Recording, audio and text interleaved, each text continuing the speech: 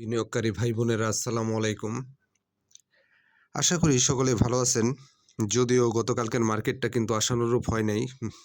একটা ব্যাপক ডাউন ট্রেন্ডে ছিল। ৬০ পয়েন্ট মাইনাস করেছে। কালকের মার্কেটে কিন্তু অ্যাডভান্স হয়েছে মাত্র ৬৮টি, ডিক্লাইন ৩০৩টি এবং আনচেঞ্জ হচ্ছে ১৪টি এবং টোটাল ভলিউম হয়েছে ৭৭৬ কোটি টাকা। সব মিলিয়ে কিন্তু একটা বাজে মার্কেট গিয়েছে। আর আমরা কিন্তু অল্পতেই প্যানিকড হয়ে যাই। কারণ হচ্ছে যুদ্ধবিরতি যখনই কার্যকর হয় বা হওয়ার মাঝেও কম বেশি দুইটি প্রতিদ্বন্দ্বী পক্ষের মধ্যে কম বেশি গোলাগুলির ঘটনা বা মিসাইল ছোড়াছড়ি এগুলো হয়। এটা আমরা কিন্তু ইউক্রেন যুদ্ধের মধ্যেও দেখেছি। এটা সবসময় কম বেশি হবে। এতে যদি আপনি খুব স্বল্প সময়ে প্যানিকড হয়ে যান, তাহলে তো আপনি এই বাজারে টিকতে পারবেন না। আপনার মেন্টালিটি স্ট্রং থাকতে হবে। আপনার মেন্টালিটি যদি স্ট্রং থাকে, তবে আপনি পুঁজিবাজারে ভালো করতে পারবেন, তাছাড়া না। আর যেহেতু একটা আলোচনা চলতেছে, আশা করি একটা পজিটিভ সিদ্ধান্তই আসবে মনে হচ্ছে। যাই হোক, তারপরেও তো এই যুদ্ধের মধ্যেও তো বাজার আপস অ্যান্ড ডাউনের মধ্যেই ছিল এবং সামনের দিনগুলোতেও আশা করি এরকমই থাকবে। যাই হোক, আমি এখন কিছু স্টক নিয়ে বিশ্লেষণ দিব। আপনারা শুনলে আশা করি উপকৃত হবেন। আর এর মধ্যে আমি একটা কথা বলতে চাই, যারা পেড গ্রুপে একেবারে স্বল্প একটা সম্মানী দিয়ে যারা পেড গ্রুপে অ্যাড হতে চান, তারা ইনবক্স করবেন। আর এই পেড গ্রুপটা হচ্ছে যারা এই বিগত ২ মাসে বা এরকম সময়ে যারা একেবারেই আপনারা প্রফিট করতে পারতেছেন না এবং মার্কেটে কম বুঝেন এবং মার্কেটের সাইকোলজি বুঝেন কম। যারা কম বুঝেন, এক কথায় যে প্রফিট করতে পারতেছি না, সঠিক সিদ্ধান্ত নিতে পারতেছি না, সবকিছু মিলিয়ে মার্কেটটা যারা কম বুঝেন তাদের জন্য এই পেড গ্রুপ। যারা মোটামুটি বুঝেন তাদের জন্য আসলে না। যারা বুঝেন তারা নিজেরাই করতে পারেন। যারা মনে করেন যে না, আমার অন্যের হেল্পের প্রয়োজন আছে, সেক্ষেত্রে একেবারে স্বল্প পরিমাণে একটা সম্মানী দিয়ে আপনারা পেড গ্রুপে চাইলে অ্যাড হতে পারেন। আশা করি উপকৃত হবেন। যাই হোক, এখন আসবো হচ্ছে স্টক বিশ্লেষণে। প্রথম যে স্টক নিয়ে কথা বলবো সেটি হচ্ছে ফার্মাসিউটিক্যালসের সবার একটা পরিচিত স্টক, ভালো স্টক এক কথায় বলতে গেলে, একমি ল্যাব। পলিটিক্যাল বিবেচনায়ও কিন্তু এটি একটি ভালো স্টক। আমরা কিন্তু আপনার বাসার যে কাছে যে ফার্মেসিটা আছে, সেখানে আপনি দেখবেন যে পর্যাপ্ত ওষুধের মজুদ আছে একমি ল্যাবের। এতে করে কিন্তু কোম্পানি নিয়ে আপনার কোনো কনফিউশন থাকার কথা না এবং ভালো কোম্পানি, এক কথায় ভালো কোম্পানি, বাংলাদেশের ওষুধ শিল্পের একটা সুনামধন্য কোম্পানি। দেখব একমি ল্যাবের গত বৃহস্পতিবারে একমি ল্যাবের ক্লোজিং প্রাইস ছিল ৭৫ টাকা ৬০ পয়সা, ১ টাকা ২০ পয়সা নেগেটিভ হয়েছে এবং হাত বদল হয়েছে ১,২৬,০০০ স্টক এবং কারেকশনে আছে। ডিরেক্টর হোল্ডিং কিন্তু হচ্ছে 40.39% এবং ইনস্টিটিউট হোল্ডিং হচ্ছে 32.39%, আর পাবলিক হোল্ডিং খুবই কম, 27% সামথিং। যাই হোক, এবছর কিন্তু একমি ল্যাব 35% ক্যাশ ডিভিডেন্ড দিয়েছে আর টোটাল শেয়ার সংখ্যা হচ্ছে ২১ কোটি। ভালো একটি স্টক, আপনারা চাইলে এই মুহূর্তে দেখতে পারেন। বর্তমান আরএসআই হচ্ছে ৪৫.৪৫ হচ্ছে বর্তমানে আরএসআই এবং একটা ভালো পজিশনে আছে। আপনারা চাইলে ধাপে ধাপে আস্তে আস্তে এই মুহূর্তে আপনারা চাইলে পজিটিভভাবে দেখতে পারেন এবং এন্ট্রি নিতে পারেন। এন্ট্রি নেওয়ার মতো পজিশনে আছে। তবে হ্যাঁ, অ্যাভারেজ করার মেন্টালিটি থাকতে হবে। একবারে এন্ট্রি নেওয়া যাবে না, একবারে একমি ল্যাবে এন্ট্রি নেওয়া যাবে না। আপনারা ধাপে ধাপে চাইলে একমি ল্যাবে এন্ট্রি নিতে পারেন এবং আশা করি কম বেশি একটা প্রফিট গেইন করতে পারবেন। আর যেহেতু বিগত অনেক দিন কারেকশনের পর ৩ দিন কিন্তু একটা কম বেশি একটা প্রাইস আপ হয়েছে, সেটা খুব বেশি না। সেটা খুব বেশি না, এবং গত বৃহস্পতিবারে কিন্তু আবার নেগেটিভ করেছে। যাই হোক, এই মুহূর্তে আপনারা পজিটিভভাবে একমি ল্যাবটাকে দেখতে পারেন। একমি ল্যাব আপনারা দেখতে পারেন এবং আশা করি কম বেশি একটা প্রফিট গেইন করতে পারেন, তবে একবারে না, ধাপে ধাপে এবং অ্যাভারেজ করার মেন্টালিটি থাকতে হবে। এরপর যে স্টকটি নিয়ে কথা বলবো সেটি হচ্ছে ফেকডিল। এ ক্যাটাগরির একটি টেক্সটাইলের স্টক। বর্তমান মূল্য হচ্ছে 14 টাকা। বৃহস্পতিবারে 30 পয়সা নেগেটিভ হয় এবং 10,70,000 শেয়ার হাতবদল হয়েছে। একমি ল্যাব এর প্রাইস অনুপাতে কিন্তু 12% ক্যাশ ডিভিডেন্ড দিয়েছে, এটা আপনাদের ভুলে গেলে চলবে না। এবং এই ফেকডিলটা কিন্তু 12% ক্যাশ ডিভিডেন্ড দিয়েছে এবং এইটা কিন্তু প্লে হবে টুডে টুমোরো। ফেকডিল প্লে হবে, আপনারা চাইলে আস্তে আস্তে পজিশন নিয়ে রাখতে পারেন। যদি লং টাইমের জন্য না, এর ভিতরে হয়তো প্রফিটে চলে আসবে, তবে এভারেজ করার মেন্টালিটি থাকতে হবে। ফেকডিলের বর্তমান আরএসআই হচ্ছে 47 এবং ডিরেক্টর হোল্ডিং কিন্তু যথেষ্ট পরিমাণে বেশি 66%। ডিরেক্টর হোল্ডিং হচ্ছে 66% ফ্যাকডিলের, এবং আপনারা পজিটিভভাবে এই ফ্যাকডিলকে বিবেচনা করতে পারেন। এবং এটা কিন্তু ভালো একটা প্রাইসে ছিল, ডাউন ট্রেন্ডে চলে আসছে। এখন এই মুহূর্তে আপনারা চাইলে এটা পজিটিভভাবে দেখতে পারেন। আমি কাউকে বাইসেল নির্দেশ করি না, বাইসেল নিজ দায়িত্ব করবেন। তবে আমি বলবো ফেকডিল এই মুহূর্তে দেখা যায়, তবে এভারেজের মেন্টালিটি থাকতে হবে। আর উপরে যারা ফেকডিলে ব্লক হয়ে আছেন, তারও আশা করি আস্তে আস্তে বের হয়ে যেতে পারবেন। এই স্টকটা এক সময় ভালো ছিল এবং ভালো করবে, ডিভিডেন্ডটা কিন্তু ভালো। সব কিছু মিলিয়ে আগামী দিনে ফেকডিল ভালো করবে। এই মুহূর্তে আপনারা চাইলে ফেকডিলে পজিশন নিতে পারেন এবং পজিটিভভাবে বিবেচনা করতে পারেন। আর অবশ্যই অ্যাভারেজ করার মেন্টালিটি থাকতে হবে। অ্যাভারেজ করার মেন্টালিটি থাকলে অবশ্যই আপনার প্রফিট কম বেশি গেইন করতে পারবেন। তবে এই মুহূর্তে ফেকডিল দেখা যায়। এরপর যে স্টকটি নিয়ে কথা বলবো সেটা হচ্ছে ন্যাশনাল ফিড মিল। জেড ক্যাটাগরিতে ছিল, বিতে আসার পর কিন্তু সে কারেকশনে চলে গেছে। বিতে আসার পর তার আপ ট্রেন্ডে যাওয়ার কথা ছিল, কিন্তু সে কারেকশনে গিয়েছে। বর্তমান আরএসআই 45। গত বৃহস্পতিবারে ক্লোজিং প্রাইস ছিল 14 টাকা 70 পয়সা এবং নেগেটিভ করেছিল 40 পয়সা। আর হাত বদল হয়েছে 17,65,000 শেয়ার। টোটাল শেয়ার সংখ্যা কিন্তু খুব বেশি না, 9,34,00,000।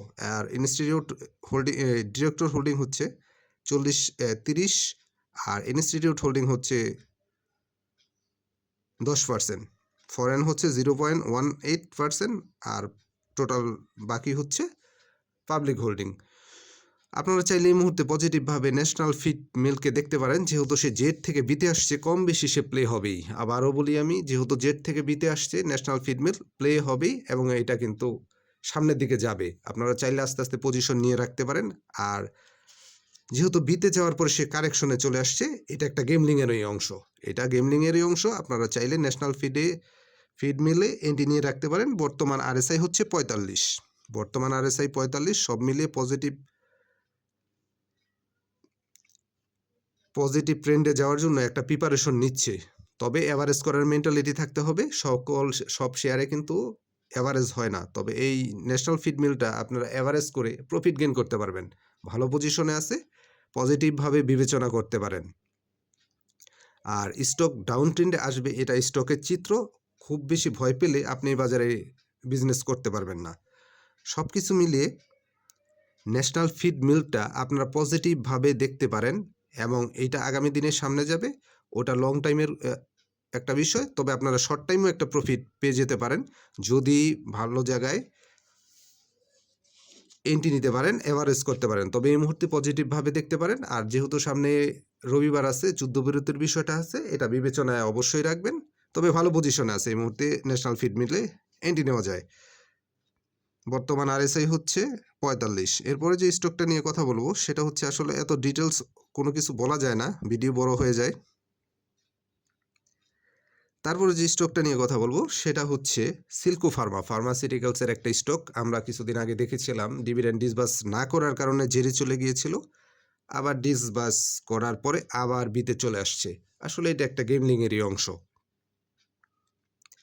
যাই হোক, এই মুহূর্তে সিল্কো ফার্মার আরএসআই হচ্ছে 50, প্রায় 50।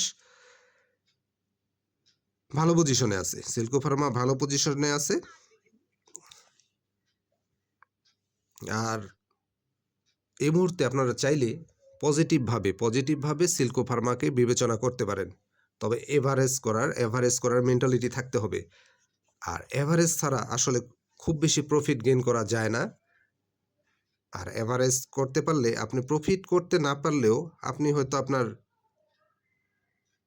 স্টক থেকে বেরিয়ে আসতে পারবেন। তবে সিল্কো ফার্মা থেকে আমি বলবো যে কম বেশি প্রফিট করার পসিবিলিটি আছে। বর্তমান বাজার মূল্য হচ্ছে 14 টাকা 30 পয়সা। বৃহস্পতিবারে 40 পয়সা নেগেটিভ হয়েছে এবং হাত বদল হয়েছে 13 lakh share.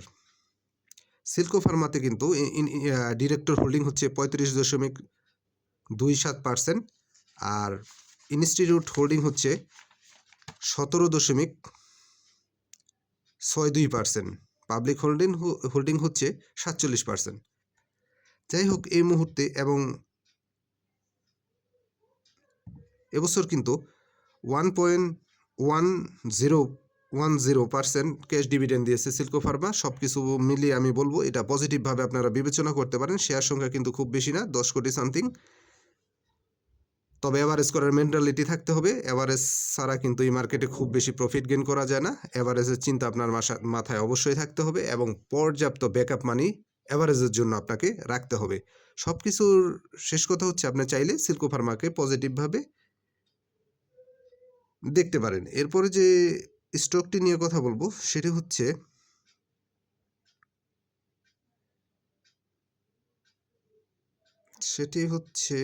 Central Pharma Z ক্যাটাগরির একটি স্টক, গেমলিং স্টক। তবে যাই হোক, বর্তমান বাজার মূল্য হচ্ছে 9 টাকা। বৃহস্পতিবারে 30 পয়সা নেগেটিভ করেছে এবং একটা কারেকশনের মধ্যে সে আছে। হাত বদল হয়েছে 5 লক্ষ শেয়ার। বর্তমান আরএসআই হচ্ছে 50। এই মুহূর্তে চাইলে জেড ক্যাটাগরি হলেও এই মুহূর্তে চাইলে আপনারা সেন্ট্রাল ফার্মায় এন্ট্রির কথা ভাবতে পারেন, পজিটিভভাবে বিবেচনা করতে পারেন। আর যেহেতু জেড ক্যাটাগরির শেয়ার, এটার একটা ম্যাচিউরের একটা বিষয় থাকে, আগে থেকে পজিশন নিয়ে রাখতে হয় যাতে আপনার কাছে ম্যাচিউর শেয়ার থাকে। তবে অবশ্যই রবিবারের বাজারটাকে বিবেচনা রাখবেন, যেহেতু একটা যুদ্ধবিরতির একটা বিষয় আছে। আর সব কিছুর বিবেচনায় সেন্ট্রাল ফার্মার চাইলে আপনারা পজিটিভভাবে বিবেচনা করতে পারেন। তবে এই স্টকটিরও এভারেজ আপনারা করতে পারেন, এভারেজ করতে পারবেন। তবে একবারে কেনা যাবে না, ধাপে ধাপে অবশ্যই ইন্ডেক্সের দিকে, যেহেতু জেড ক্যাটাগরির স্টক, অবশ্যই ইন্ডেক্সের দিকে খেয়াল রেখে আপনারা বিবেচনা করবেন। সব কিছু মিলিয়ে সেন্ট্রাল ফার্মাকে পজিটিভভাবে আপনারা চাইলে বিবেচনা করতে পারেন। তবে এভারেজ করার মেন্টালিটি, এটা এভারেজ করা যাবে, মেন্টালিটি থাকতে হবে। এবং রবিবারের ইন্ডেক্সের উপর ট্রেডার ভাইরা অবশ্যই নজর রাখবেন। এরপরে আপনারা এন্ট্রি নিবেন দিনের যে কোনো সময়, বুঝে যে না এই প্রাইসটা মোটামুটি ওকে আছে, সেক্ষেত্রে নেবেন। সব কিছু মিলিয়ে সেন্ট্রাল ফার্মাটা পজিটিভভাবে দেখা যায়। আর সব কিছুর মূল কথা হচ্ছে রবিবারের মার্কেটে আমাদের একটি আতঙ্কের বিষয় কাজ করে। সেক্ষেত্রে আপনারা এটাকে একটু, রবিবারের মার্কেটটাকে ইন্ডেক্সের দিকে অবশ্যই খেয়াল রাখবেন, তারপরে এন্ট্রি নেবেন।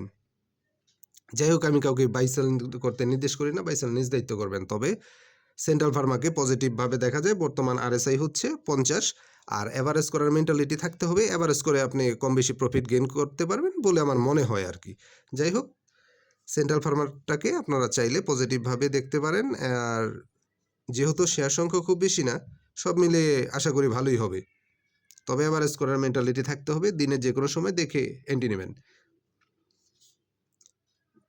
এরপর যে স্টকটি নিয়ে কথা বলবো সেটি হচ্ছে বিডি ওয়েল্ডিং। অবশ্যই একটা গেমলিং আইটেম, আর এটাতে অ্যাভারেজ করা যাবে না, আগেই বলে রাখলাম। গেমলিং আইটেম, শেয়ার সংখ্যা খুব বেশি না, 4 কোটি 33 লাখ। একটা কারেকশনের মধ্যে আছে। কারেকশনের মধ্যে আছে রবিবার বিবেচনায় নিয়ে।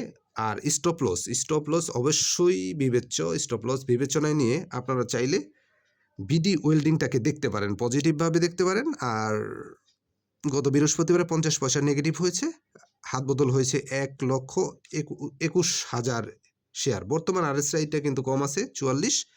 তবে আমি বলবো যে দেখে এন্ট্রি নিতে পারলে কম বেশি বিডি হোল্ডিংয়ে একটা প্রফিট গেইন করার পসিবিলিটি থাকবে। গেমলিং আইটেম অবশ্যই স্টপ লস বিবেচনায় নেবেন যারা রিস্ক নিতে পছন্দ করেন।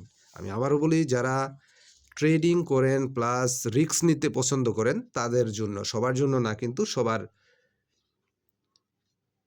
মানে মেন্টালিটি প্লাস রিস্ক নেওয়ার ক্ষমতা কিন্তু একরকম না। যারা রিস্ক নিতে পছন্দ করেন তাদের জন্যই মূলত বিডি ওয়েল্ডিংটা। তবে এই মুহূর্তে পজিশন নেওয়া যায়, তবে রবিবার দেখে দিনের যে কোনো সময় ইন্ডেক্স বিবেচনায় নিয়ে বিডি ওয়েল্ডিংটা আপনারা পজিটিভভাবে দেখতে পারেন। এই মুহূর্তে আরএসআই হচ্ছে 44, আর একটা কারেকশনের মধ্যে আছে। বিডি ওয়েল্ডিং একটা কারেকশনের মধ্যে আছে। আপনি যদি সঠিক জায়গায় এন্ট্রি নিতে পারেন অবশ্যই আশা করি কম বেশি একটা প্রফিট গেইন করতে পারবেন বলে আমার মনে হয়। তারপরে আপনার বিবেচনা, তবে আমি বলবো যে ভালো পজিশন আছে, এন্ট্রি নেওয়া যায়। এরপরে যে স্টকটি নিয়ে কথা বলবো সেটা হচ্ছে আইটি সেক্টরের একটি স্টক।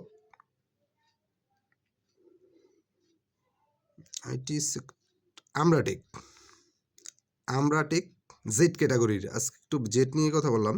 জেড ক্যাটাগরির একটি স্টক হচ্ছে আমরাটেক। বর্তমানে আমরাটেকের বর্তমান আরএসআই হচ্ছে 52। কারেকশন জোনে আছে, একটা ভালো প্লে করেছে বিগত কয়েকদিনে, এখন কারেকশন জোনে আছে। শেয়ার সংখ্যা কিন্তু খুব বেশি না। আইটি সেক্টরের একটি স্টক। আসলে এবিসিডি জেড নিয়ে আসলে আমাদের এই মার্কেট, যখন যেটা প্রফিট দিবে বলে মনে হয় সেদিকে মুভ করাটাই বুদ্ধিমানের কাজ হবে। তবে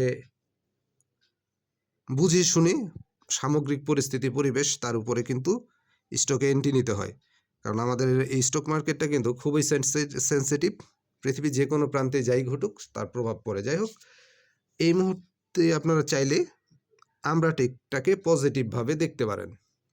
শেয়ার সংখ্যা খুব বেশি না। আর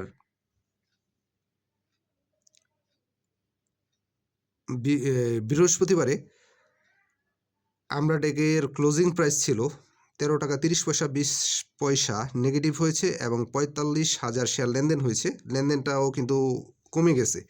স্টকের অনুপাতে লেনদেন স্টকের মানে যে পরিমাণ আছে, দেখা গেছে যে আপনার 6 কোটি, অনলি 6 কোটি 6.5 কোটি প্রায় স্টক আছে।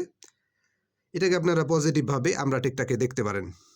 তবে রবিবারের ইন্ডেক্সটা বিবেচনায় নিয়ে যদি ভালো জায়গায় পজিশন এবং অ্যাভারেজ করা যাবে, অবশ্যই অ্যাভারেজ করা যাবে আমরাটেকে, কোনো সমস্যা নেই।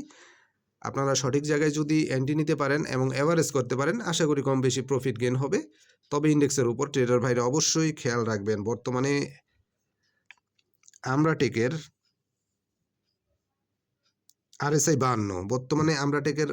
আরএসআই 52, তবে ধাপে ধাপে এন্ট্রি নেওয়ার চেষ্টা করবেন এবং অ্যাভারেজ করার মেন্টালিটি থাকতে হবে। এই স্টকটা কিন্তু ইনস্টিটিউট হোল্ডিংটা কিন্তু যথেষ্ট ভালো, প্রায় 34 মানে 33% ইনস্টিটিউট হোল্ডিং, এটা কিন্তু দেখার মতো। এবং স্টকটাও কিন্তু ছোট। এই স্টকটা টুডে টুমোরো কিন্তু একটা গেমলিং হবে।